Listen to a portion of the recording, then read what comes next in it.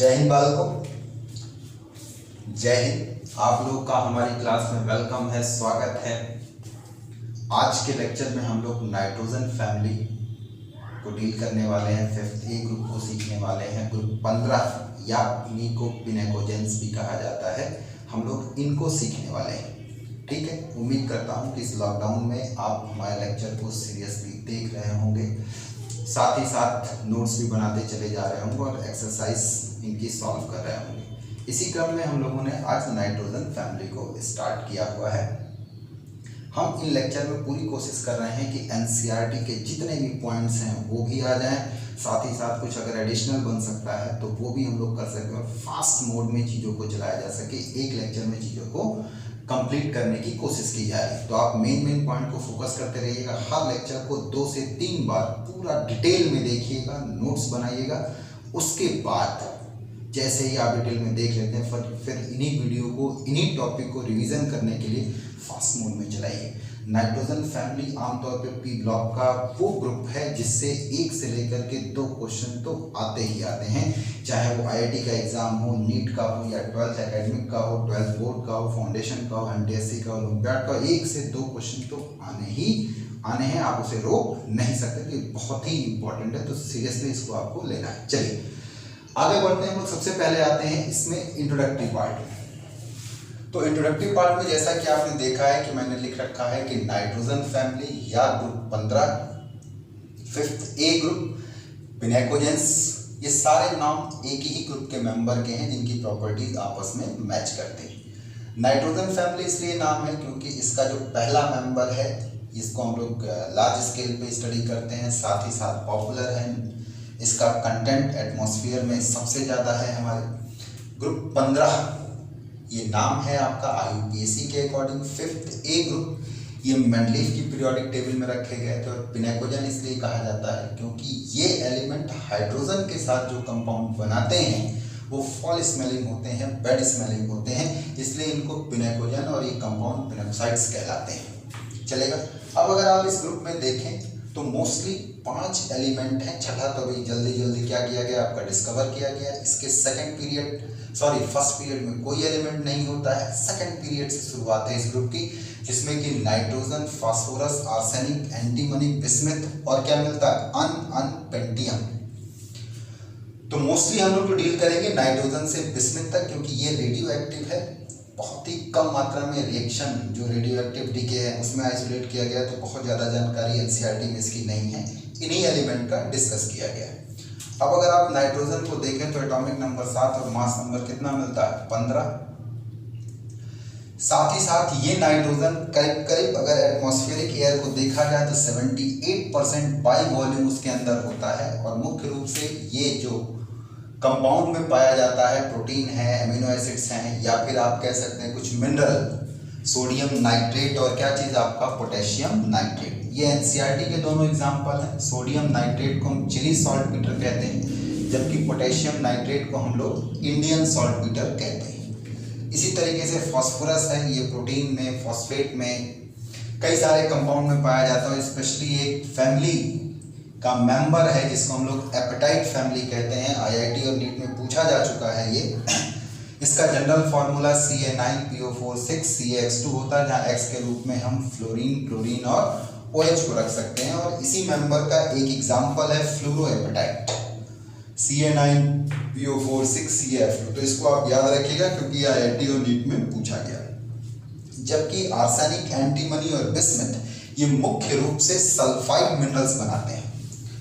Sulphide mineral बनाते हैं, जैसे arsenic sulphide, antimony sulphide, bismuth sulphide, ये इनके रूप में पाए जाते हैं।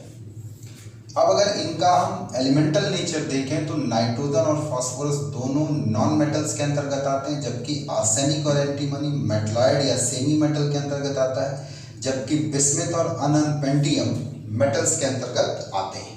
तो आप ये कह सकते हैं कि इस ग्रुप में ऊपर से नीचे चलने पर, टॉप टू बॉटम चलने पर मेटेलिक कैरेक्टर बढ़ेगा और नॉन मेटेलिक कैरेक्टर घटेगा। इसीलिए ऊपर से नीचे चलने पर मोस्टली पॉजिटिव ऑक्सीडेशन स्टेट की टेंडेंसी बढ़ेगी और नेगेटिव ऑक्सीडेशन स्टेट की टेंडेंसी घटेगी। आप देखेंगे कि नाइट्रोजन और फास्फोरस तो कुछ नेगेटिव टेंडेंसी शो करते हैं, आर्सेनिक एंटीमनी में रेयर केस में देखने के लिए मिलता है, और बिस्मिथ ये हमेशा कैसी शो करता है, पॉजिटिव ऑक्सीडेशन स्टेट को मोस्टली शो करता है, यानी नॉन मेटल किधर की तरफ मूव करेगा, मेटेलिक कैरेक्टर की तरफ मूव करेगा। साथ ही साथ इस ग्रुप में वेरिएबल ऑक्सीडेशन स्टेट का भी ट्रेंड होगा। लोअर मेंबर जो लोअर मेंबर हैं ये हायर ऑक्सीडेशन स्टेट में स्टेबल होंगे, जबकि जो लास्ट मेंबर हैं, बड़े मेंबर है, ये लोअर ऑक्सीडेशन स्टेट में स्टेबल होंगे। और इस चीज को हम किस इफेक्ट से कंसीडर करेंगे, इनर्ट पेयर इफेक्ट से। किससे कंपेयर करेंगे, इनर्ट पेयर इफेक्ट से। इस बात को ध्यान रखेंगे कि अगर सेम एलिमेंट डिफरेंट कंपाउंड बना रहा है और उनमें ये पॉजिटिव ऑक्सीडेशन स्टेट शो कर रहा है, तो हायर पॉजिटिव ऑक्सीडेशन स्टेट वाला कंपाउंड कोवलेंट होगा, एसिडिक होगा, जबकि लोअर ऑक्सीडेशन स्टेट वाला कंपाउंड उसकी तुलना में आयनिक होगा और कैसा होगा, बेसिक होगा। तो इन सारी बातों को हमें क्या करना है, आपका डील करना है। चलिए हम इसमें आगे बढ़ते हुए सबसे पहले डिस्कस करते हैं एटॉमिक और फिजिकल प्रॉपर्टीज इस ग्रुप के मेंबर्स की। तो हम लोग जब इस बात को डिस्कस करने के लिए चल रहे हैं कि एटॉमिक और फिजिकल प्रॉपर्टीज, तो एटॉमिक प्रॉपर्टीज वो प्रॉपर्टी है जो कि इलेक्ट्रॉनिक कॉन्फ़िगरेशन के ऊपर निर्भर करती हैं, जबकि फिजिकल प्रॉपर्टीज वो प्रॉपर्टी हैं जो कि आपके मैटर बनाने वाले पार्टिकल के बीच लगने वाले फोर्स ऑफ अट्रैक्शन पर निर्भर करेगा। तो अगर हम इस ग्रुप का जनरल इलेक्ट्रॉनिक कॉन्फ़िगरेशन देखें तो वो कॉन्फ़िगरेशन आता है NS2Np3, लास्ट सेल का, वैलेंसी सेल का। तो ये Np3 ये बताता है कि इसमें हाफ फील्ड पी सबसेल पाई जाती, जो एक स्टेबल कॉन्फ़िगरेशन है। स्टेबल कॉन्फ़िगरेशन होने की वजह से इसमें इलेक्ट्रॉन को ऐड करना या निकालना दोनों ही एनर्जेटिकली ज़्यादा वैल्यू के साथ कंप्लीट होगा। यही वजह है कि इस ग्रुप के मेंबर की इलेक्ट्रॉन एफिनिटी 0 होती है। ध्यान दें आप, 0 होती है, मतलब इनकी इलेक्ट्रॉन लेने की नॉर्मली टेंडेंसी नहीं है, और अगर जबरदस्ती आप इलेक्ट्रॉन देंगे तो इनकी जो इलेक्ट्रॉन गेन इंथैल्पी होगी वो पॉजिटिव में होगी, जबकि आमतौर पे इलेक्ट्रॉन का एडिशन एक्सोथर्मिक होता है, लेकिन स्टेबल कॉन्फ़िगरेशन होने की वजह से इनका कैसा वैल्यू है, पॉजिटिव वैल्यू है। तो ये बात बड़ी महत्वपूर्ण हो जाती है। आप चाहें तो इस चीज़ को इनके इलेक्ट्रॉनिक कॉन्फ़िगरेशन से भी क्लियर कर सकते हैं कि अगर इन मेंबर को देखा जाए, खास तौर से नाइट्रोजन, फास्फोरस, आर्सेनिक, एंटीमनी और बिस्मथ, तो स्टार्टिंग के 2 मेंबर की आखिरी सेल का कॉन्फ़िगरेशन जो आएगा वो नोबल गैस कॉन्फ़िगरेशन निकालने के बाद NS2Np3 आता है। लेकिन आर्सेनिक और एंटीमनी में आपके इनर्ट गैस के कॉन्फ़िगरेशन को निकालने के बाद डी सबसेल भी बच जाता है, जो कि इनकी फिजिकल और केमिकल प्रॉपर्टीज को काफ़ी अफेक्ट करेगा। इसी तरीके बिस्मथ में अगर आप देखेंगे तो इनर्ट गैस को निकालने के बाद डी और एफ कॉन्फ़िगरेशन बच जाता है वैलेंसी सेल के पार्ट लेने के। तो ये बात महत्वपूर्ण हो जाती है, जबकि अगर आप एस ब्लॉक में थे तो इनर्ट गैस को निकालने के बाद केवल वैलेंसी सेल का कॉन्फ़िगरेशन NS2 या NS1 आता था, लेकिन यहाँ पर जो भी वैलेंसी सेल का कॉन्फ़िगरेशन है उसके अलावा बड़े मेंबर में पहले डी का और लास्ट के मेंबर में इनर मोस्ट एफ सबसेल का भी कॉन्फ़िगरेशन बच जाएगा, जो कि इसकी केमिस्ट्री को ठीक ठाक क्या करेगा, आपका अफेक्ट करता है। बात को आगे की तरफ बढ़ाएं तो हम लोग बेसिकली एटॉमिक प्रॉपर्टीज को डील कर रहे हैं, और एटॉमिक प्रॉपर्टीज में सबसे पहली प्रॉपर्टी हमने लिया है आयोनाइजेशन एंथैल्पी। आयोनाइजेशन एंथैल्पी ये अपनी बाहर वाली सेल से 3 इलेक्ट्रॉन निकाल सकते हैं, आमतौर पे 3 इलेक्ट्रॉन निकालते हैं। तो ऐसी स्थिति में इनकी 3 आयोनाइजेशन एनर्जी की वैल्यू होती है, पर किसी भी एक टाइप की आयोनाइजेशन एनर्जी की वैल्यू को अगर आप कंपेयर करें तो ग्रुप में ऊपर से नीचे आने पर ये वैल्यू घटती है, एक बात।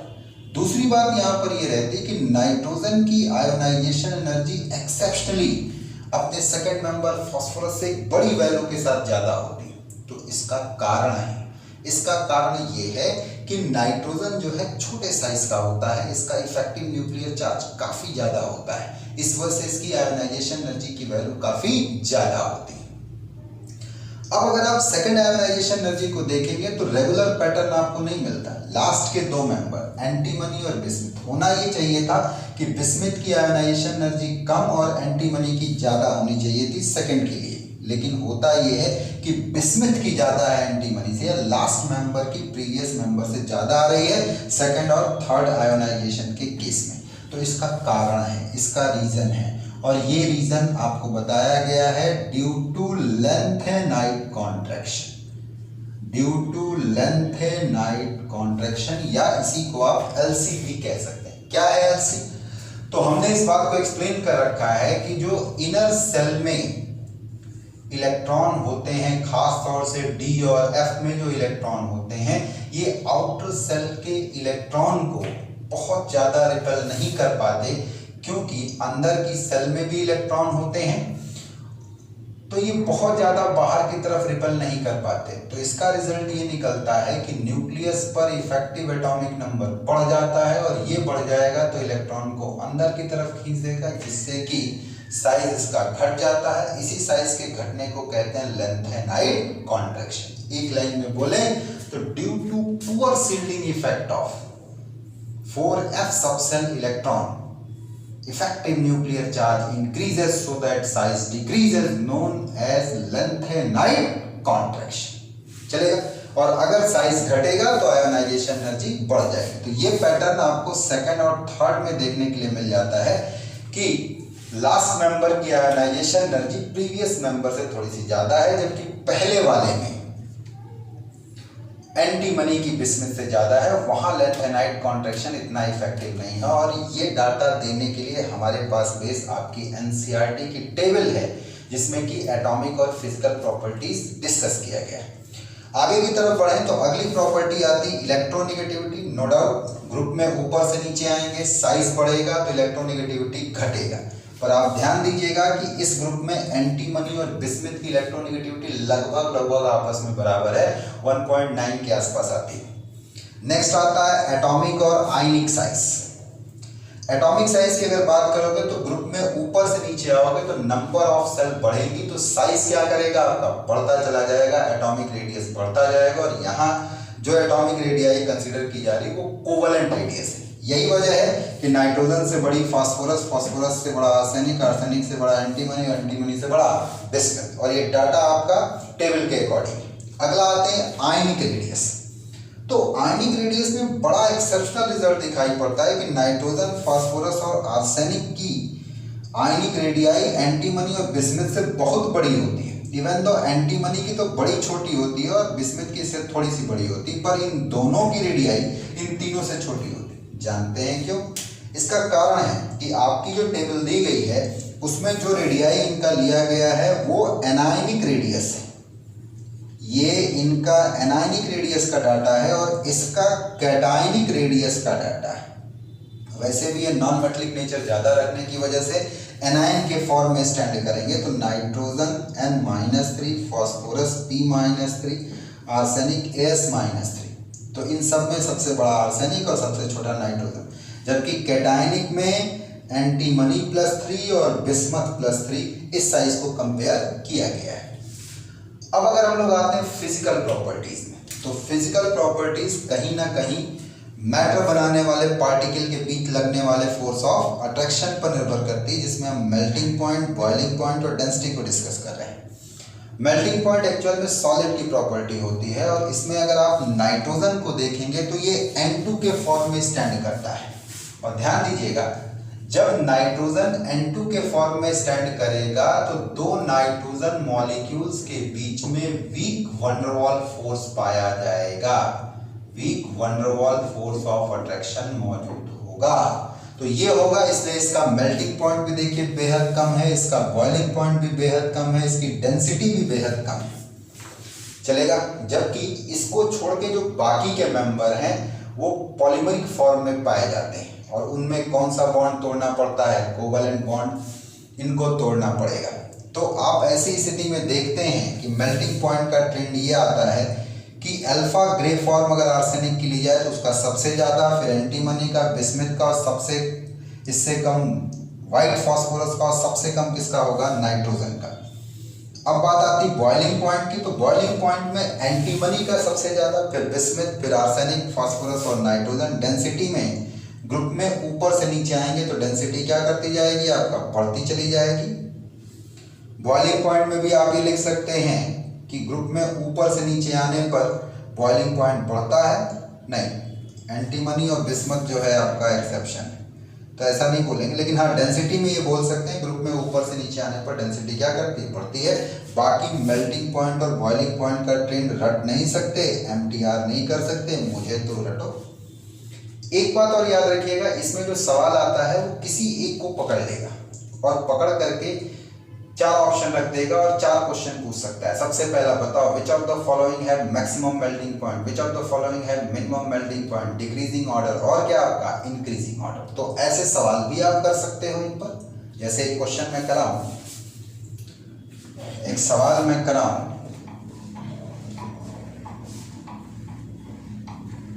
एक क्वेश्चन कि विच ऑफ द फॉलोइंग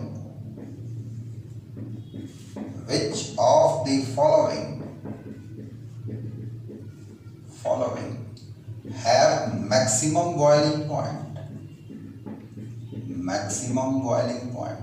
पहला ऑप्शन दिया फास्फोरस, दूसरा आर्सेनिक, तीसरा एंटीमनी, चौथा बिस्मथ। चलेगा? तो किसका बॉइलिंग पॉइंट मैक्सिमम है? तो क्या जवाब दोगे भाई? अगर आपको ये ट्रेंड याद है तो आप कह दोगे कि एंटीमनी का सबसे ज्यादा। लेकिन जरूरी है मैं मैक्सिमम पूछूं? मैं पूछ बैठूं कि विच ऑफ द फॉलोइंग है मिनिमम बॉइलिंग पॉइंट, तब फास्फोरस का आप लगा दोगे। मैं पूछ बैठूं नहीं, arrange the following 4 option in their decreasing order of boiling point, तब एंटीमनी, फिर बिस्मथ, आर्सेनिक, फास्फोरस। मैं पूछ बैठूं arrange the following in increasing order of boiling point, तो फास्फोरस फिर आर्सेनिक, तब फास्फोरस, आर्सेनिक, बिस्मथ, फिर क्या आपका एंटीमनी। तो ऐसे ढेरों क्वेश्चन बन जाएंगे कि नहीं बन जाएंगे। तो इस टेबल में किसी बात को मुद्दा बना करके मैक्सिमम, मिनिमम, इंक्रीजिंग या डिक्रीजिंग पूछा जा सकता है। तो उम्मीद करता हूं आप इन चीजों पे तैयार होंगे। अब हम लोग आगे की तरफ बढ़ते हैं।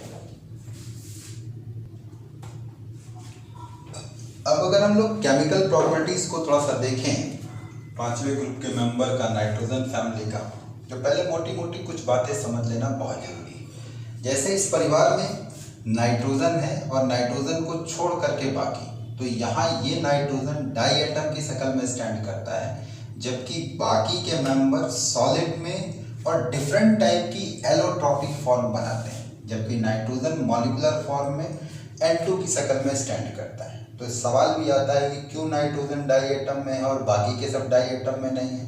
तो इसका कारण है कि नाइट्रोजन सेकंड पीरियड का एलिमेंट है और इसके ऑर्बिटल छोटे हैं, जिस पर कि इनमें इफेक्टिव पी पाई ओवरलैपिंग होती है। तो मल्टीपल बॉन्ड स्टेबल होने की वजह से ये N2 की शक्ल में स्टैंड करता है। लेकिन यही अगर आप फास्फोरस लेकर के चलेंगे तो फास्फोरस जो है ये जब मल्टीपल बॉन्ड बनाएगा तो बड़ा साइज का होने की वजह से ये स्टेबल नहीं होता तो ये टूट जाएगा तो ये पाया ही नहीं जाएगा। तो ये अलग तरीके के स्ट्रक्चर में पाया जाता है ऐसे ये। तो ये मोस्टली कोवलेंट बॉन्ड बनाना, सिग्मा कोवलेंट बॉन्ड बनाएगा, इसलिए इसकी डिफरेंट एलोट्रॉपिक फॉर्म पाई जाती है। तो कुल मिलाकर के आपको ये ध्यान रखना है कि इस परिवार में नाइट्रोजन जो होगा वो केवल गैस में होगा और बाकी सब रूम टेम्परेचर पर सॉलिड स्टेट में होंगे। नाइट्रोजन एलोट्रॉपिक फॉर्म नहीं शो करेगा और बाकी का हर एक मेंबर डिफरेंट एलोट्रॉपिक फॉर्म में स्टैंड करता है। नाइट्रोजन सबसे छोटा होने की वजह से एलोट्रॉपिक आप कह सकते हैं, सबसे छोटा होने की वजह से डिफरेंट एनॉमलस प्रॉपर्टी को शो करता है। इसकी कई प्रॉपर्टी ग्रुप के बाकी मेंबर से नहीं मैच करेगी। तो इसका कारण है और उसका कारण आप देख सकते हैं। सबसे पहला कारण तो ये कि ये अपने पूरे ग्रुप में सबसे छोटे साइज का है। इसकी इलेक्ट्रॉन निगेटिविटी अपने ग्रुप में सबसे ज़्यादा है। इसकी आयोनाइजेशन एनर्जी अपने ग्रुप में सबसे ज़्यादा है। और एक खास बात कि इसके पास इसकी वैलेंसी सेल में डी एटॉमिक ऑर्बिटल अवेलेबल नहीं है, non availability of D atomic orbital. इसकी वजह से ये अपनी वैलेंसी को एक्सपेंड नहीं कर सकता। नाइट्रोजन की मैक्सिमम वैलेंसी कितनी जाएगी? 4, जबकि ग्रुप के बाकी के मेंबर 5, 6 तक शो करते हैं आपका। लेकिन नाइट्रोजन नहीं शो कर सकता क्योंकि डी ऑर्बिटल इसमें नहीं होता। दूसरी खास बात इसकी ये है कि नाइट्रोजन में छोटा साइज होने की वजह से पी पाई और पी पाई डी पाई मल्टीपल बॉन्ड बनाने की टेंडेंसी होती है। चलेगा? तो ये दो रीजन है।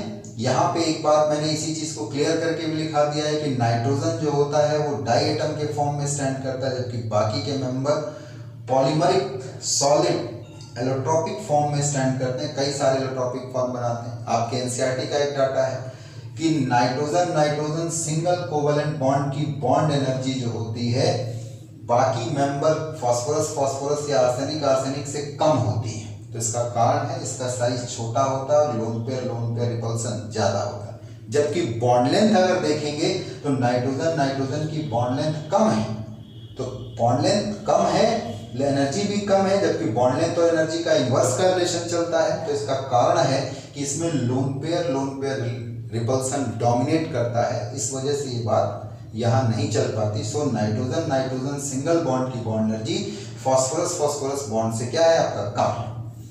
फिर एक आखिरी पॉइंट मैंने दिया है कि नाइट्रोजन क्या नहीं बना सकता, डी पाई पी पाई। क्यों? क्योंकि नाइट्रोजन में डी एटॉमिक ऑर्बिटल है ही नहीं। यही वजह है कि नाइट्रोजन के जो कंपाउंड आप देखोगे उसमें कभी भी sp3d, sp3d2, sp3d3, dsp2, dsp3 इस तरीके के हाइब्रिडाइजेशन देखने को नहीं मिलेंगे। कारण d atomic orbital valency shell में है ही नहीं। जबकि फास्फोरस, आर्सेनिक या एंटीमनी इन सब को देखोगे तो ये डी पाई या पी पाई बॉन्ड बना सकते हैं। और मोस्टली इनके बॉन्ड ट्रांजिशनल मेटल के साथ में देखने को मिलते हैं जो कि कॉम्प्लेक्स कंपाउंड में पढ़ते हो। जब ये फास्फोरस आर्सेनिक कैसे काम करेगा, एज ए लिगेंड के रूप, जैसे ट्राईथाइलफॉस्फीन हो गया या ट्राईफिनाइल आर्सिन हो गया, ये सब लिगेंड का काम करते हैं। तो ये ट्रांजिशनल मेटल के साथ कौन सा बॉन्ड बनाते हैं, डी पाई पी पाई, या आप कह सकते हो डी पाई, डिपेंडिंग अपॉन ट्रांजिशनल मेटल किस ऑर्बिटल में इलेक्ट्रॉन पेयर को ले रहा है। तो नाइट्रोजन एनॉमलस प्रॉपर्टी शो करता है क्योंकि इसका साइज ग्रुप में सबसे छोटा है, इलेक्ट्रोनेगेटिविटी सबसे ज्यादा है, आयोनाइजेशन एनर्जी सबसे ज्यादा, इसके पास डी एटॉमिक ऑर्बिटल नहीं है, ये डाई एटम की शक्ल में स्टैंड करता है, ये एलोट्रॉप नहीं बनाता है। इस वजह से ये क्या शो करेगा, एनॉमलस प्रॉपर्टीज को शो करेगा। अब इस परिवार के मेंबर की अगर हम केमिकल प्रॉपर्टी को डील करना चाहते हैं तो हमें इनकी ऑक्सीडेशन स्टेट को देखना पड़ेगा। इनमें वैसे तो जो ऑक्सीडेशन स्टेट पाई जाएगी वो -3 से लेकर के +5 तक होगी, -3 से +5 तक। लेकिन जो कॉमन ऑक्सीडेशन स्टेट देखने के लिए इनके कंपाउंड में मिलता है वो -3 है, +3 है और क्या है आपका +5 है। अगर हम ग्रुप में इन ऑक्सीडेशन स्टेट या ऑक्सीडेशन नंबर का ट्रेंड एलिमेंट पर देखें तो नाइट्रोजन से बिस्मथ की तरफ जाने पर, ग्रुप में ऊपर से नीचे आने पर, ग्रुप में टॉप टू बॉटम आने पर -3 ऑक्सीडेशन स्टेट की जो स्टेबिलिटी है वो घटती है। देखिए डिक्रीजिंग का साइन हमने बनाया और इसका कारण ये है कि ग्रुप में ऊपर से नीचे आओगे तो मेटेलिक कैरेक्टर बढ़ेगा, साइज बढ़ेगा, और जब मेटेलिक कैरेक्टर या साइज बढ़ता है तो नेगेटिव चार्ज होल्ड करने की टेंडेंसी घटती चली जाती है क्योंकि इफेक्टिव न्यूक्लियर चार्ज काफी कम होता है। तो यही वजह है कि -3 ऑक्सीडेशन स्टेट की स्टेबिलिटी ग्रुप में ऊपर से नीचे आने पर क्या करेगी, आपका घटती चली जाएगी। बिस्मथ के तो रेयरेस्ट कंपाउंड हैं जो आपको नेगेटिव ऑक्सीडेशन स्टेट में दिखाई पड़ेंगे। इसी तरीके से एक बात मैंने और बताई कि जो +5 ऑक्सीडेशन स्टेट की स्टेबिलिटी है वो भी ग्रुप में ऊपर से नीचे आने पर घटती है, जबकि +3 ऑक्सीडेशन स्टेट की स्टेबिलिटी बढ़ती है। कारण इसका बहुत ही इंपॉर्टेंट कारण है due to inert pair effect. क्यों, ऊपर से जब नीचे की तरफ आओगे ग्रुप में तो एलिमेंट का साइज बढ़ेगा, तो p और d ऑर्बिटल या s और p ऑर्बिटल के बीच का जो एनर्जी गैप है वो बढ़ जाता है। तो इलेक्ट्रॉन का एक्साइटेशन क्या होता है, आपका मुश्किल होता है। तो s का इलेक्ट्रॉन बॉन्डिंग में जाएगा ही नहीं, वो अपने ही ऑर्बिटल में पड़ा रहेगा और इनर्टली रिएक्शन में पार्टिसिपेट नहीं करेगा। इसीलिए इसको हम कहते हैं इनर्ट पेयर इफेक्ट। और नहीं जाता तो ऑक्सीडेशन स्टेट बढ़ती नहीं है। नतीजा कंपाउंड किस ऑक्सीडेशन स्टेट में दिखाई पड़ेगा, लोअर ऑक्सीडेशन स्टेट में दिखाई पड़ेगा। तो ध्यान रखना, ग्रुप में ऊपर से नीचे आने पर जहां +5 की स्टेबिलिटी घटेगी वहीं +3 ऑक्सीडेशन स्टेट की स्टेबिलिटी बढ़ेगी। यहां पर बिस्मथ केवल एक ही एलिमेंट के साथ +5 में जाता है, वो है फ्लोरीन। बाकी सब जगह ये +3 ही दिखाई पड़ेगा आपका, चलेगा। तो ये इकलौता कंपाउंड है बिस्मथ का जिसमें कि +5 में होता है, और इसके +5 में जाने का रीजन फ्लोरीन का स्ट्रॉन्गेस्ट ऑक्सीडाइजिंग नेचर है, बड़ा तगड़ा ऑक्सीडाइजिंग नेचर, इसलिए केवल ये लेके चला जाता। बाकी और कोई बिस्मथ को +5 में ले नहीं जा सकता है। तो अगर आप ध्यान दें तो केमिकल प्रॉपर्टीज में जब हम आगे बढ़ते हैं तो स्पेशली अगर हम नाइट्रोजन लें तो ये अपने कंपाउंड में -3 से +5 तक की ऑक्सीडेशन स्टेट शो करता है, और आमतौर पे चूंकि ये ऑड ग्रुप का है तो ऑड नंबर की ऑक्सीडेशन स्टेट ज़्यादा कॉमन होती है, लेकिन फिर भी नाइट्रोजन +1 +2 +4 इस तरीके की ऑक्सीडेशन स्टेट अपने ऑक्साइड्स में शो करता है। सिमिलरली फास्फोरस में भी ये कॉमन दिखाई पड़ेगा, लेकिन कुछ एक ऐसे ऑक्सा एसिड्स हैं जिसमें कि कॉमन ऑक्सीडेशन स्टेट दिखाई पड़ेगी, चलेगा। एक खास बात और है जो कि ये एनसीईआरटी का पॉइंट है, इसलिए एग्जाम में पूछे जाने की प्रोबेबिलिटी और बच्चे इसको इग्नोर कर जाते हैं, तो हम इन एनसीईआरटी के 4 पॉइंट को फोकस करेंगे, जिसमें सबसे पहला पॉइंट तो ये है कि इन case of nitrogen all oxidation state of +1 to +4 +1 से लेकर के +4 तक डिसप्रोपियोनेट करता है एसिडिक मीडियम में, याद रहेगा। और एक रिएक्शन का एग्जांपल भी लेते हैं, वो रिएक्शन जिसमें पर्टिकुलर एलिमेंट 3 ऑक्सीडेशन स्टेट में, 3 डिफरेंट ऑक्सीडेशन स्टेट में दिखाई पड़े, तो ऐसी रिएक्शन को हम लोग डिसप्रोपियोनेशन रिएक्शन कहते हैं। जैसे नाइट्रस एसिड में नाइट्रोजन का ऑक्सीडेशन नंबर +3 है, यहाँ पर ये +5 है और यहाँ पर ये +2 है, तो ये 3 डिफरेंट ऑक्सीडेशन स्टेट में है, तो ये डिसप्रोपियोनेट कर गया। तो चूंकि ये ऑक्सीडेशन स्टेट हमारे दिए गए स्टेटमेंट में आ रही है, +1 से +4 के बीच का है, तो मैंने कहा कि ये ऑक्सीडेशन स्टेट एसिडिक मीडियम में डिसप्रोपियोनेट करता है। इसी तरीके से अगला स्टेटमेंट भी बड़ा इंपॉर्टेंट है, एनसीईआरटी में दिया हुआ है कि इन case of phosphorus nearly all intermediate oxidation state dispropionate into +5 and -3 both in acidic and alkaline medium, दोनों मीडियम एसिडिक और अल्कलाइन मीडियम। तीसरा है however +3 oxidation state in case of arsenic, antimony and bismuth, oxidation state in case of arsenic, antimony and bismuth become stable with respect to क्या आपका डिसप्रोपियोनेशन, यानी ये +3 oxidation state में stable है, काहे के लिए आपका डिसप्रोपियोनेशन के, याद रहेगा।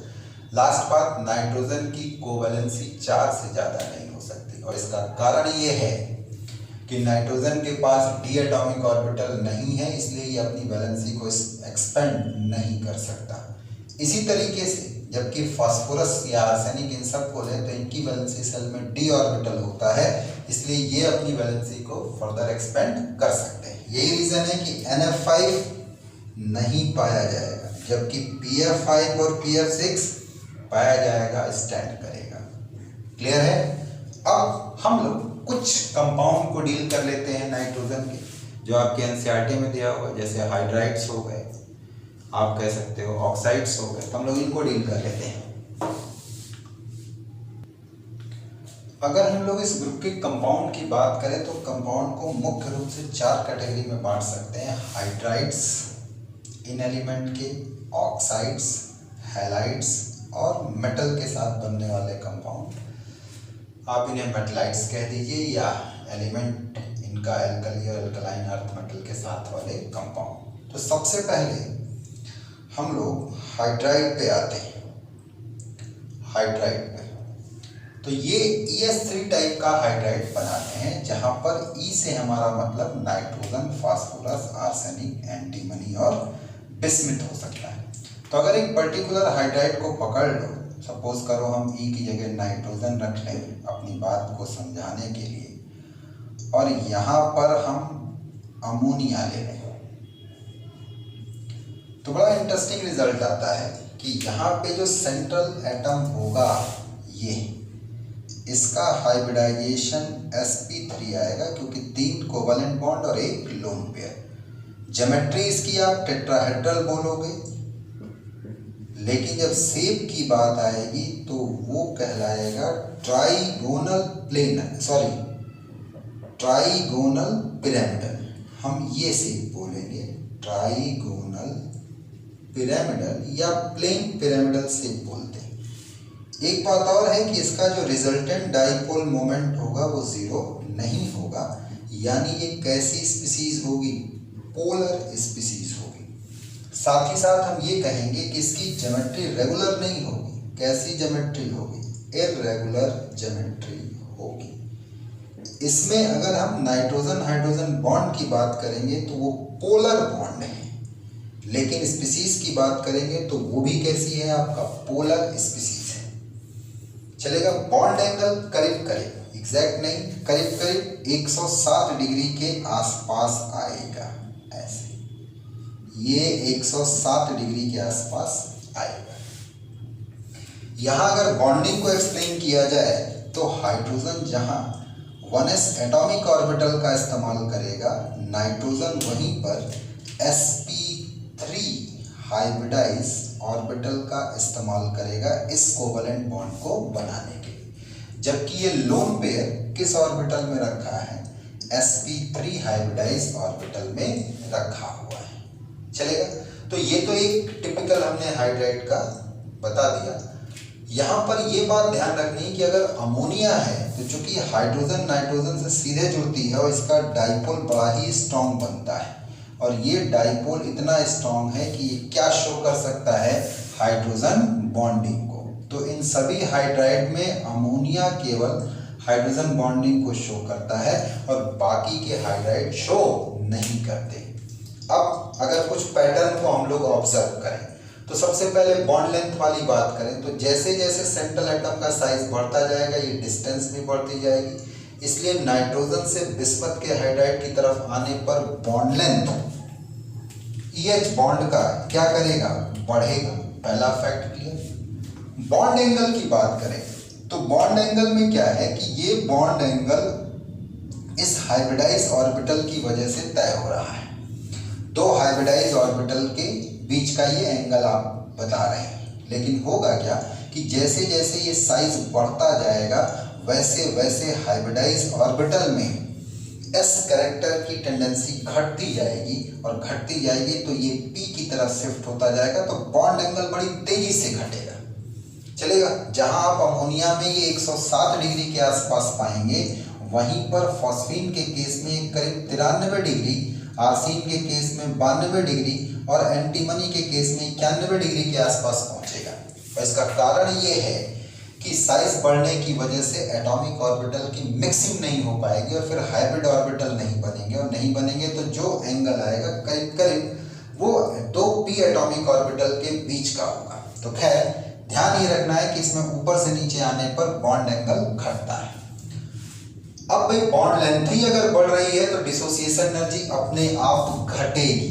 ये इसके बाद एक कैरेक्टर इसमें और लिया गया, लुईस बेस नेचर। तो भाई इन सभी हाइड्राइड में देख रहे हो कि लोन पेयर मौजूद है, पर एक समस्या है कि जैसे जैसे साइज बढ़ेगा वैसे वैसे ऑर्बिटल में d orbital, empty d orbital की भी टेंडेंसी बनेगी। तो ये lone pair internal valency shell में किस में जाएगा, आपका रेजोनेंस में चला जाएगा, तो इसकी अवेलेबिलिटी घट जाएगी तो लुईस बेस नेचर भी इसका घट जाएगा।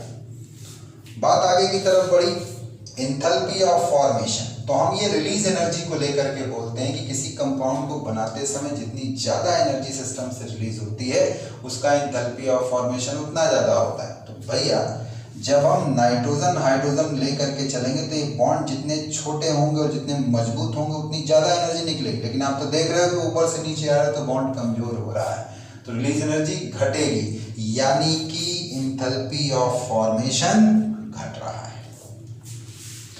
अब अगर हम लोग बात करें स्टेबिलिटी की, तो स्टेबिलिटी भी क्या कर रही है बेटा, जब बॉन्ड ही कमजोर हो रहा है तो ऊपर से नीचे आने पे स्टेबिलिटी भी घटेगी, बेसिटी भी घटेगी। हाँ, रिड्यूसिंग कैरेक्टर जरूर पड़ेगा। क्यों? क्योंकि ये बड़ी आसानी से हाइड्रोजन क्या कर सकते हैं, आपका दे सकते हैं, और जो हाइड्रोजन निकाल देता है उसका ऑक्सीडेशन होता है, और जिसका ऑक्सीडेशन होता है वो कैसे काम करता है, रिड्यूसिंग एजेंट के तरीके। तो ऊपर से नीचे आने पर रिड्यूसिंग नेचर क्या करता जाएगा, इनका बढ़ता जाएगा। अब इनकी हम दो इंपॉर्टेंट प्रॉपर्टीज की बात करते हैं, एक बॉइलिंग पॉइंट और एक मेल्टिंग पॉइंट। तो ध्यान दीजिएगा, ये दोनों फिजिकल प्रॉपर्टी है और मॉलिक्यूल्स के बीच लगने वाले फोर्स ऑफ अट्रैक्शन से तय होगा। अमोनिया के केस में इंटरमॉलिक्यूलर हाइड्रोजन बॉन्डिंग होगी, जबकि फॉस्फीन, आर्सिन, एंटीमनी और बिस्मिथ के केस में आप कहेंगे कि वंडरवॉल फोर्स ऑफ अट्रैक्शन होगा, डाइपोल डाइपोल अट्रैक्शन होगा। हाँ, एक बात और ध्यान रखना है कि ammonia weak intermolecular hydrogen bond बनाता है।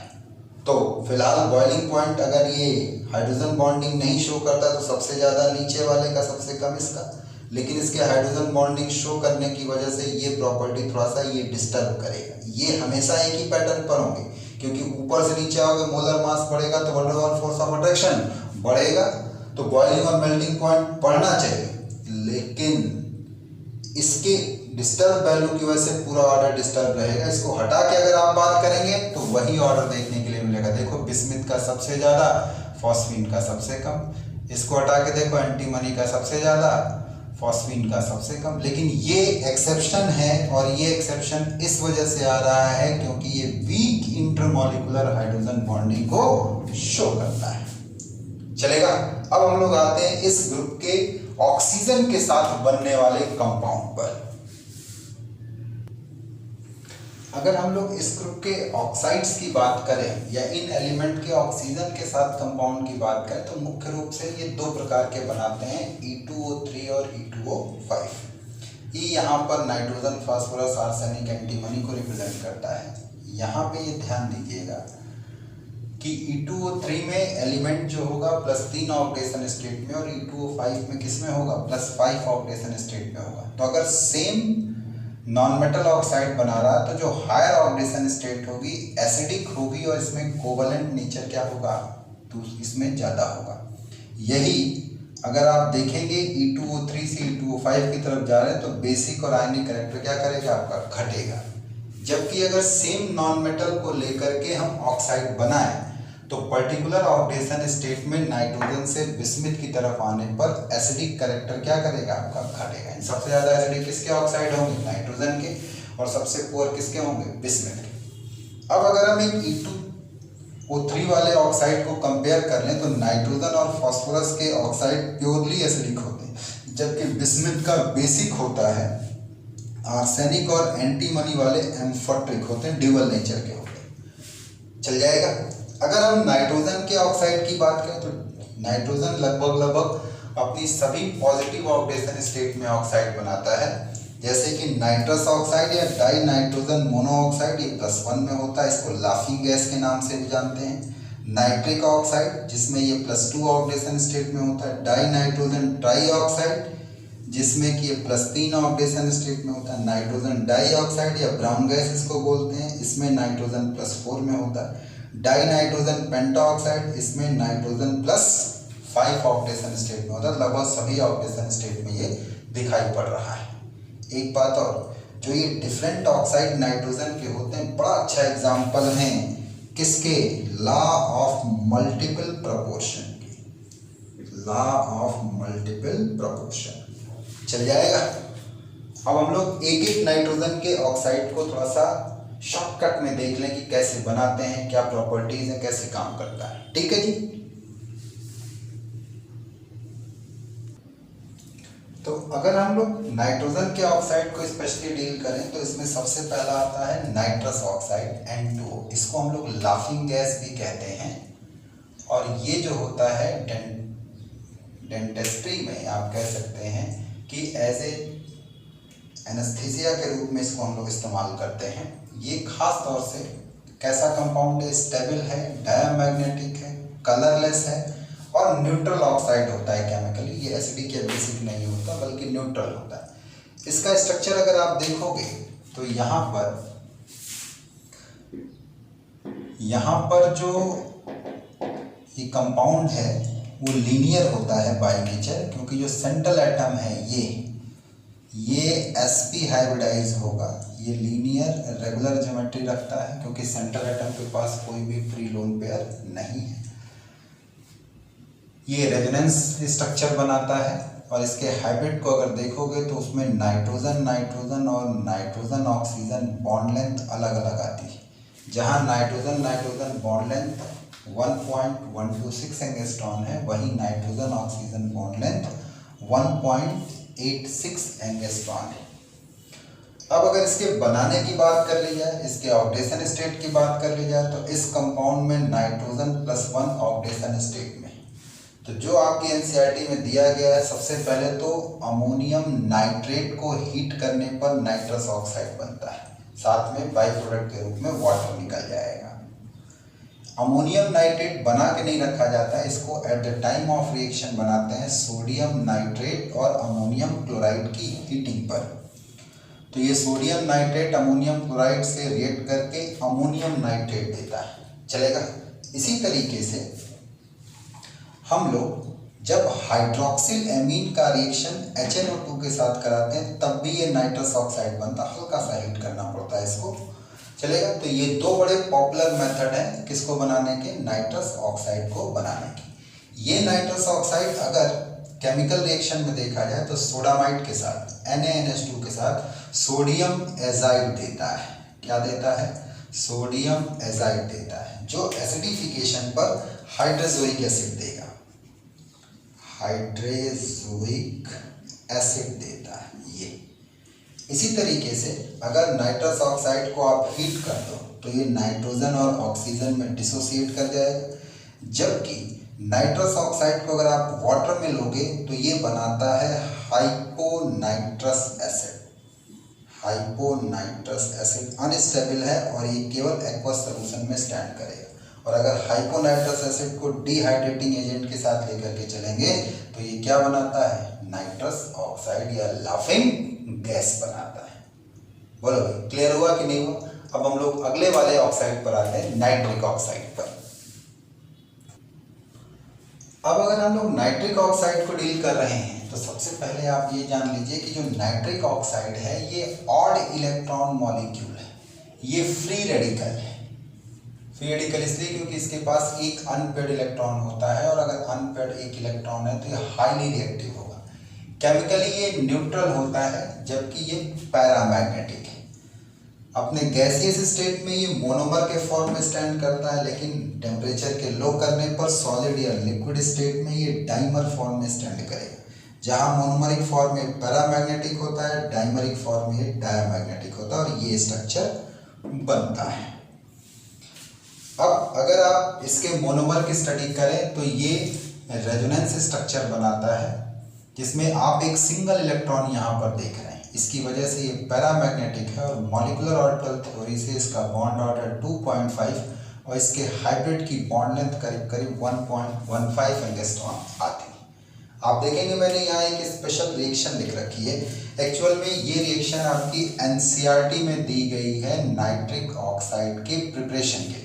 हम नाइट्राइट सॉल्ट को जब एसिडिक मीडियम में फेरस सल्फेट के साथ रिएक्ट कराते हैं तो ये करस्पॉन्डिंग फेरस फेरिक में बदलता है, और ये जो नाइट्राइट है ये नाइट्रिक ऑक्साइड में आ जाता है, नाइट्रोजन मोनोऑक्साइड में आता है, चलेगा।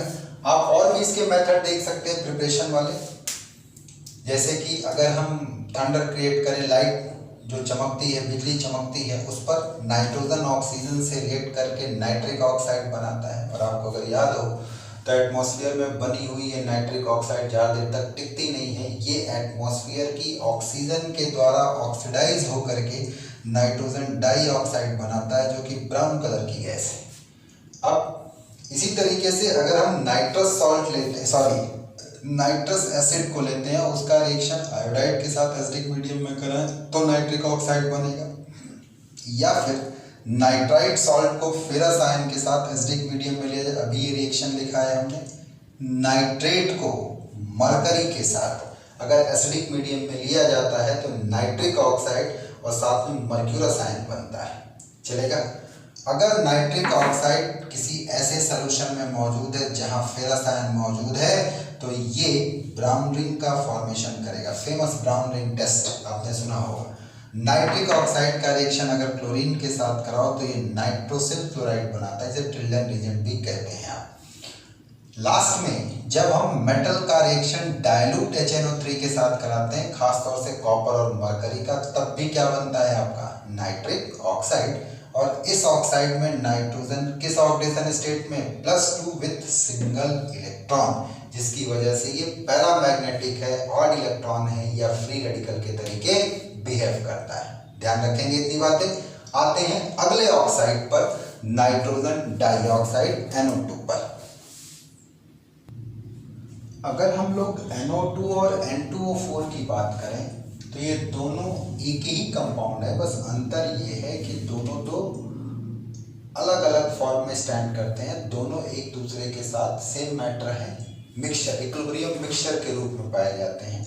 लो टेम्परेचर पर जहाँ पे कलरलेस डायमैग्नेटिक N2O4 स्टैंड करेगा, वही हाई टेम्परेचर पर या 140 या उसके ऊपर पर मोस्टली NO2 पैरामैग्नेटिक और ब्राउन कलर की गैस स्टैंड करेगी, जबकि दोनों में नाइट्रोजन का ऑक्सीडेशन नंबर आपको +4 देखने को मिलेगा। चलेगा, यहाँ पर आप देख सकते हैं, मैंने बताया भी है कि NO2 बाय नेचर कैसा है आपका, पैरामैग्नेटिक है, इसके पास एक अनपेयर्ड इलेक्ट्रॉन है। लो टेम्परेचर पर इक्विलिब्रियम बैकवर्ड में होगा और लो टेम्परेचर पर इक्विलिब्रियम फॉरवर्ड में होगा और हाई टेम्परेचर पर इक्विलिब्रियम बैकवर्ड में होगा। तो ये जो फॉर्म है ये गैस और लिक्विड दोनों में ही पाई जाती है। आप देख सकते हैं, ये मैंने इसका रेजोनेटिंग स्ट्रक्चर भी बनाया हुआ है, जहां पर नाइट्रोजन एक अनपेयर्ड इलेक्ट्रॉन को sp2 हाइब्रिड ऑर्बिटल में भी दिखा रहा है। यहाँ सेंट्रल नाइट्रोजन का हाइब्रिडाइजेशन sp2 होगा। यहाँ बॉन्ड एंगल करीब करीब 132 डिग्री आएगा। और यही आपको N2O4 की अगर आप बात करोगे तो N2O4 में इस तरीके से डाइमराइजेशन हो जाता है और ये ऑक्सीजन एक दूसरे के ट्रांस होते हैं, इसलिए ये डायमैग्नेटिक और कलरलेस होता है। अब अगर हम इसके प्रिपरेशन पर आए तो इसको बनाने के लिए अगर आप ध्यान से देखें तो जब हम कॉपर को कंसंट्रेटेड HNO3 के साथ लेकर के चल रहे हैं तो हमारा NO2 गैस बनता है। इसी तरीके से जो आपकी NCERT में दिया हुआ है कि लेड नाइट्रेट सॉल्ट को हीट करने पर NO2 बनता है, ब्राउन कलर गैस बनती है। अगर हम लोग इनकी प्रॉपर्टीज पर आए तो अगर NO2 का रिएक्शन हम फ्लोरीन के साथ कराते हैं तो NO2F बनता है, HCl के साथ कराते हैं तो नाइट्रोसिल क्लोराइड बनता है, अगर हम कार्बन मोनोऑक्साइड के साथ कराते हैं तो CO2 और NO बनता है।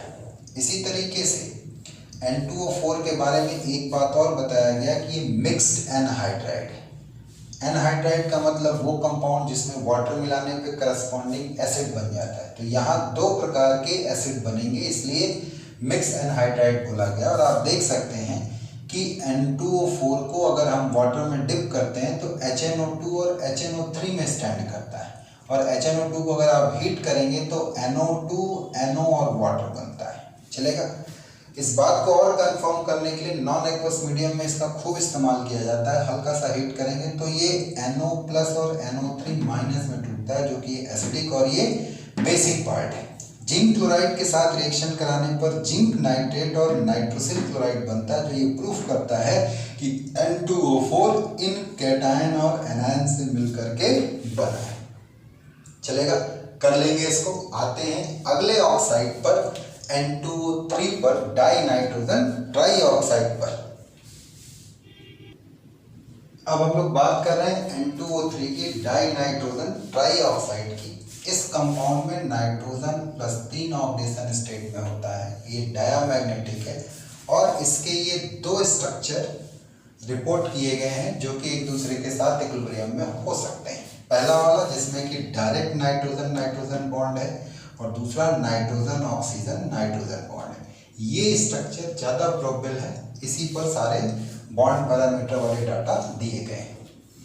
N2O3 बनाने का तरीका ये है कि हम नाइट्रिक ऑक्साइड और नाइट्रोजन डाइऑक्साइड को 1:1 के रेशियो में लेकर के अगर चलते हैं और हल्का सा हीट करेंगे, रूम टेम्परेचर थोड़ा सा ऊपर करेंगे तो N2O3 बनता है। यही N2O3 अगर हाई टेम्परेचर पर हीट किया जाए तो दोबारा NO और NO2 में टूट जाएगा। जैसा कि आप देख रहे हैं कि इसके ये दो पार्ट दिखाई पड़ रहा है, एक NO2 वाला और दूसरा कौन सा आपका NO वाला। इसी N2O3 की अगर हाइड्रोलिसिस करा दी जाए तो ये HNO2 बनाता है, जिससे ये भी कंफर्म है कि N2O3 नाइट्रस एसिड का एनहाइड्राइड है। इसी N2O3 का अमोनियम हाइड्रोक्साइड के साथ रिएक्शन कराया जाए तो अमोनियम नाइट्राइट बनता है, और ये अमोनियम नाइट्रेट हीटिंग पर नाइट्रोजन गैस देगा। ये अनस्टेबल होता है, रूम टेम्परेचर पर टूट के नाइट्रोजन और वाटर देता है। इसी तरीके से अगर हम N2O3 को NaOH के साथ रिएक्ट कराएंगे तो सोडियम नाइट्राइट देगा, सोडियम नाइट्राइट देता है। चल जाएगा। आते हैं लास्ट ऑक्साइड पर, डाई नाइट्रोजन पेंटाऑक्साइड N2O5 पर। अब अगर आप ध्यान से देखें तो N2O5 लास्ट ऑक्साइड है, इसमें नाइट्रोजन +5 ऑक्सीडेशन स्टेट में है, और इसको हम लोग कहते हैं anhydride of nitric acid, ortho nitric acid का एनहाइड्राइड। चलेगा? क्यों? इसको अगर डिहाइड्रेट करेंगे तो N2O5 बनेगा, और अगर N2O5 को वाटर में हाइड्रोलाइज करेंगे तो नाइट्रिक एसिड बनेगा। अब अगर आप इसको गैसियस स्टेट में देखें तो N2O5 का ये स्ट्रक्चर बनता है जिसमें नाइट्रोजन डायरेक्ट बॉन्ड नहीं है, बल्कि नाइट्रोजन ऑक्सीजन नाइट्रोजन बॉन्ड है। यहाँ पर हर एक नाइट्रोजन sp2 हाइब्रिडाइज होती है, डायमैग्नेटिक स्ट्रक्चर है। पर याद रहे यही N2O5 सॉलिड स्टेट में दो प्रकार के आयन से बना हुआ है, नाइट्रोनियम और क्या आपका नाइट्रेट कैटायन, और क्या आपका एनायन। इस बात को हम लोग ऐसे भी कंफर्म कर सकते हैं कि N2O5 को जब हम कंसंट्रेटेड सल्फ्यूरिक एसिड के साथ लेकर के चलते हैं तो नाइट्रोनियम इलेक्ट्रोफाइल बनता है, और ये बेंजीन के साथ इलेक्ट्रोफिलिक सब्स्टिट्यूशन रिएक्शन देगा, नाइट्रेशन जिसको बोलेंगे, और नाइट्रो बेंजीन बनेगी। अब अगर इसकी रिएक्शन पे हम विचार करें तो गैस फेज वाली रिएक्शन में अगर गैसियस N2O5 को हीट करें तो NO2, NO और O2 बनता है। यहाँ दो पैरामैग्नेटिक गैसेस बनती है, NO भी पैरा है, O2 भी पैरा है, और NO2 भी पैरा है। तीनों पैरामैग्नेटिक गैसेस बनती है। बस अंतर ये है कि NO2 और NO में एक एक अनपेयर्ड इलेक्ट्रॉन है, जबकि O2 में दो अनपेयर्ड इलेक्ट्रॉन है। यही N2O5 को अगर ओजोन के साथ ट्रीट करोगे तो नाइट्रेट रेडिकल और साथ में क्या बनेगा? Oxygen gas. लेकिन अगर N2O5 को हम सॉलिड में लेकर के चले तो सॉलिड में अगर आप इसकी हाइड्रोलिसिस कराओगे तो जैसा कि मैंने बोला था ये एनहाइड्राइड था नाइट्रिक एसिड का, तो हाइड्रोलिसिस पर नाइट्रिक एसिड बनेगा। सोडियम मेटल के साथ रिएक्ट कराओगे तो सोडियम नाइट्रेट और NO2 बनेगा, जबकि NaCl ब्राइन सोल्यूशन के साथ इसको ट्रीट करोगे तो सोडियम नाइट्रेट और NO2Cl बनेगा। क्लियर है? तो उम्मीद करता हूं कि आपको इस ग्रुप के ऑक्सीजन के कंपाउंड समझ में आए होंगे। खासतौर से स्पेशली हमने नाइट्रोजन के साथ भी जो ऑक्सीजन के कंपाउंड थे, डिफरेंट ऑक्साइड थे, उनको भी डील किया। अब हमें सिर्फ दो को और डील करना है। एक डील करना है हैलाइड्स को और दूसरा डील करना है किसको? मेटल के साथ के कंपाउंड को। तो आते हैं हम लोग हैलाइड पे। अब अगर हम ध्यान से देखें तो हमें दो प्रकार के कंपाउंड को डील करना है इस ग्रुप का। एक हैलाइड है और दूसरा जो है इन एलिमेंट का रिएक्शन एक्टिव मेटल्स के साथ या मेटल के साथ। तो सबसे पहले हम हैलाइड वाले की बात कर लें तो पांचवें ग्रुप के मेंबर दो प्रकार के हैलाइड बनाते हैं, एक EX3 और एक EX5, जहां E से हमारा मतलब nitrogen, phosphorus, arsenic, antimony, bismuth से। यहाँ ये ध्यान देना है कि अगर सेम मेंबर +3 में है और +5 में है तो +5 वाला हैलाइड ज़्यादा कोवलेंट होगा बनस्पत किसके? आपका +3 की, क्योंकि कोवलेंट कैरेक्टर बढ़ेगा अकॉर्डिंग टू कौन सा रूल? Fajans rule. अब इसमें मैं बताऊं ये जो EX5 टाइप का हैलाइड है उसे नाइट्रोजन नहीं बनाता, और ना बनाने का कारण ये है कि नाइट्रोजन मैक्सिमम 4 की वैलेंसी शो करता है, जबकि यहाँ पर कितना दिखाई पड़ रहा? 5 दिखाई पड़ रहा। इसलिए NX5 या NCl5, NF5 ऐसे हैलाइड स्टैंड नहीं करते, नेचर में नहीं पाए जाते। हाँ, अगर ये NX3 टाइप का हैलाइड बनाता है नाइट्रोजन तो याद रहे उसमें केवल NF3 ही स्टेबल होता है, बाकी सब बनते नहीं, या बनते भी हैं तो बेहद अनस्टेबल होते हैं, एक्सप्लोजिव नेचर के होते हैं। लास्ट बात ये है कि नाइट्रोजन के ट्राईहैलाइड को अगर छोड़ दो तो बाकी सभी के ट्राईहैलाइड कैसे हैं आपके, स्टेबल हैं। फास्फोरस, आर्सेनिक, एंटीमनी, बिस्मुथ सभी के स्टेबल हैं। इनके शेप में भी जरूर आपको अंतर देखने के लिए मिलेगा। अगर EX3 टाइप वाला आप लोगे तो ये ट्राईगोनल पिरामिडल शेप का होगा, लेकिन अगर EX5 वाला अगर लेकर के चलोगे तो ध्यान रहे कि ये जो होगा ट्राईगोनल बाईपिरामिडल टाइप का होगा, जिसमें कि दो अलग अलग प्रकार की बॉन्ड लेंथ मौजूद होगी। एक्सियल बॉन्ड बड़ा होगा, इक्वेटोरियल बॉन्ड छोटा होगा, यानी कि सेम मॉलिक्यूल में दो डिफरेंट टाइप का बॉन्ड मिलेगा। बाकी तो हम लोग इसको डिटेल में आगे चल करके बताएंगे जब आपका हैलाइड डील करेंगे। तो यहाँ पर हम लोग आते हैं लास्ट में मेटल के साथ। तो इस ग्रुप के मेंबर मेटल के साथ करस्पॉन्डिंग एनायनिक कंपाउंड बनाते हैं। इनमें इन एलिमेंट की ऑक्सीडेशन स्टेट निगेटिव में होती है। आप देख सकते हैं ये -3 ऑक्सीडेशन स्टेट में मौजूद है, और अगर इनको वाटर में डिप कर दें तो ये करस्पॉन्डिंग कंपाउंड बनाएंगे और साथ में अपना हाइड्राइड बनाते हैं। जैसे नाइट्राइड है तो अमोनिया निकलेगी, फॉस्फाइड है तो फॉस्फीन निकलेगी, आर्सेनाइड है तो आर्सीन बनेगी। चल जाएगा, कर लेंगे। तो इस पहले लेक्चर में हम लोगों ने इस ग्रुप के मेंबर की जनरल प्रॉपर्टी को देखा, उनकी एटॉमिक, फिजिकल और केमिकल प्रॉपर्टी को डील किया, उनके जनरल कंपाउंड को डील किया, ऑक्साइड को डील किया, हैलाइड को डील किया, हाइड्राइड को डील किया और मेटल के साथ के कंपाउंड को डील किया। सेकंड लेक्चर में हम जो डील करेंगे बेसिकली नाइट्रोजन मॉलिक्यूल को, हाइड्राइड में प्रॉपर अमोनिया को, और जो नाइट्रोजन के ऑक्सी एसिड हैं, नाइट्रस एसिड, नाइट्रिक एसिड, इनको हम लोग सेकंड लेक्चर में डील करेंगे। जबकि थर्ड लेक्चर में हम फास्फोरस या उसके कंपाउंड को प्रॉपरली क्या करेंगे, आपका डील करेंगे। यानी 3 लेक्चर में ये पूरा का पूरा नाइट्रोजन फैमिली को फिनिश करने का कोशिश करेंगे हम लोग। उम्मीद करता हूँ बच्चों कि आपको हमारा लेक्चर समझ में आ रहा होगा, पकड़ में आ रहा होगा और आप इसको एंजॉय भी कर रहे होंगे। किसी तरीके से कोई प्रॉब्लम है, अगर आपको कोई चीज़ नहीं पकड़ में आ रही तो जो भी आप जिस भी माध्यम से हमसे कनेक्टेड हैं, हमसे ये चीज़ पूछ सकते हैं। अगर लेक्चर आपको पसंद आ रहा है तो आप अपने दोस्तों के बीच में, अपने फेसबुक पर, अपने सोशल मीडिया अकाउंट पर हमारे लेक्चर्स को शेयर कर सकते हैं, ताकि इस लॉकडाउन की सिचुएशन में, इस पेंडेमिक कंडीशन में सभी तक हमारी जो सर्विस है वो क्या कर सके, आपका पहुंच सके और सभी लोग बेनिफिटेड हो पाए, सभी लोग प्रॉफिट में जा सके। चलेगा? जय हिंद।